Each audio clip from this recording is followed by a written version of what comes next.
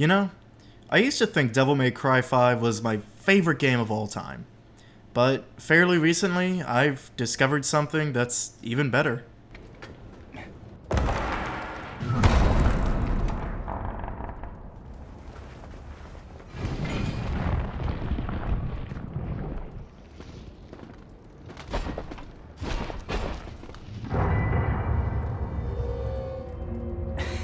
Nice. Getting the band back together, huh?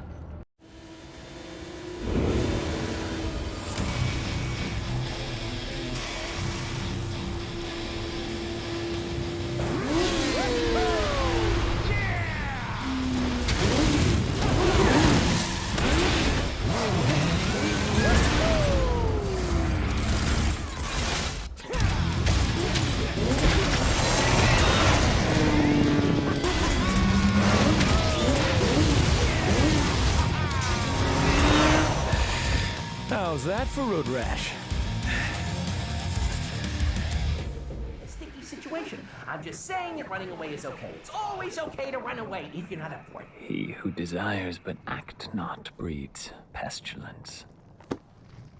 So it is written.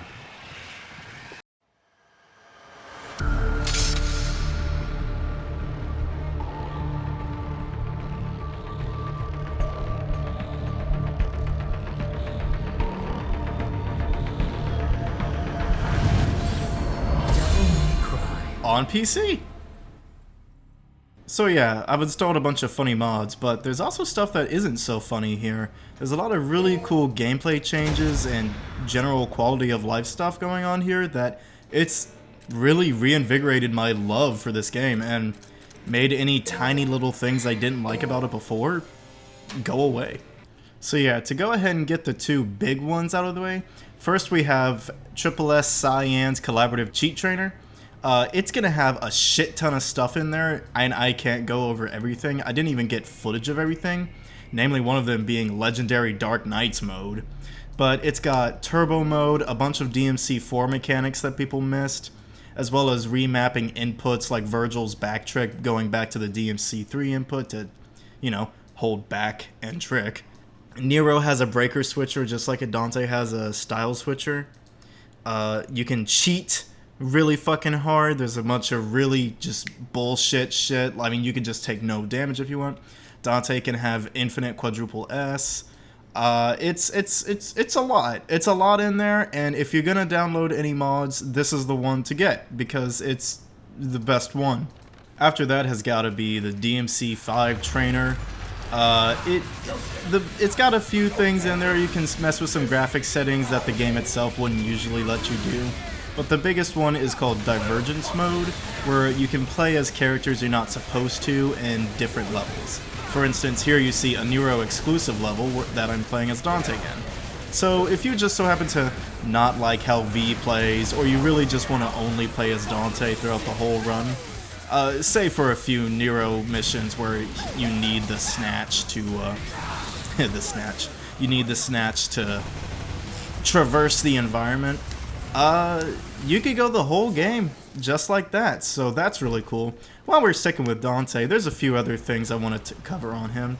Obviously, as you can see, I put Gene from God Hand's jacket on him, which is just cool as hell. As well, no, the music is not, I didn't put that in, that's, or I didn't edit that in. That is Metal Gear Rising music that's been modded into the game. I've replaced every song except for Bury the Light because you can't replace Bury the Light, that's a sin. Another really cool thing on Dante here is someone has replaced the Sparta with the Yamato. And not only is it more than a reskin, it's not even just porting in Vergil's moveset with the Yamato. It's an entirely, well, it's reused assets, but it is mostly a new moveset for Dante specifically with the Yamato, so that's really cool. As well, yes, the style announcer is Filthy Frank, and I'm just gonna let that play out for a second so you can hear some of his S-rank voice lines.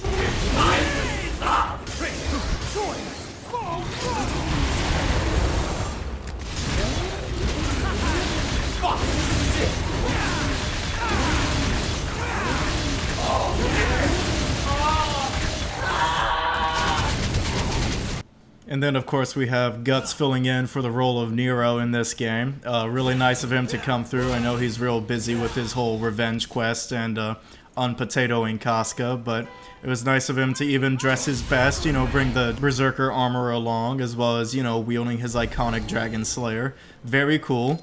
It's even great because it matches up with Nero's prosthetic arm. Only thing that's wrong is, you know, wrong arm, but who cares, you know, it's as good as it could be. And, you know, while we're on Guts, we can talk about how he's way more proficient at using prosthetic arms than Nero ever was. As you can see, he is swapping those things around, you know, changing them up on the fly, just swapping them out, doing cool combos with them. Nero has to break them every time, but Guts, no, he just goes and does it. Look at him, you know, he's got one eye closed the whole time, and is still styling harder than Nero ever could. I guess he really was a deadweight. As well, here's a good example to point out. There's a lot of interchangeability between this game and the Resident Evil remakes. As you can see, we've replaced Nico's hairstyle with Claire Redfield's, and you know, that's just pretty cool. If you want to play as Lady and RE2 remake, that's also very much a possibility. Now, of course, moving on to our boy Vergil. Drip Vergil just didn't activate here for some reason. I don't think it activates on Mission 20 because of the cutscene, but I'll show it in a bit. What is here is rain. There's rain on the final battle arena. That's really cool. I've also you can turn on infinite just judgment cuts, and you know, Dante's kind of having a tough time with them, just a little bit. I don't think you know, sometimes he kind of figures something out, but most of the time, no, he just kind of succumbs to them. But that's how that fight can go. It can also go this way, where you use Vergil's new DMC3 inspired Just Judgment Cut end, and you know, it just straight up crashes the game. Just actually makes it crash. That's fun. But yeah, you know, I think that's about all I got time for today. Just glad I could show off some cool stuff for you.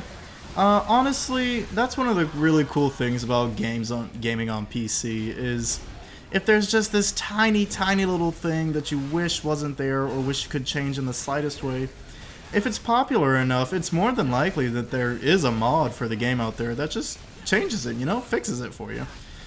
Gamers are a dedicated people, you know, and they'll oftentimes do the work themselves if they don't think the game lives up to their standards. I mean, look at communities like Melee or something, just putting entire rollback online communities in their game.